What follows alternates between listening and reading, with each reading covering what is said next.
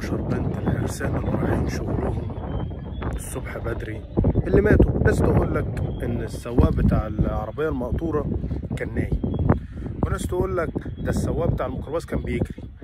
ما علينا دلوقتي، ده بقى بيجري ده نايم ايا كان. هي فين الحكومه؟ فين الحكومه اللي بتعمل تحليل مخدرات لسواقين الميكروباصات وسواقين المقطوره؟ معلش يعني كل يوم حادثه ميكروباص ومقطوره مقلوبه وميكروباص مقلوب. ليه الحكومة كل يوم والمرور على الطريق ما يعملش تحليل مخدرات لكل سواقين التريلات وكل سواقين الميكروباصات، واللي يلاقيه شارب ولا ايا كان فيه ايه ياخدوه ويحبسوه عشان يتعلم؟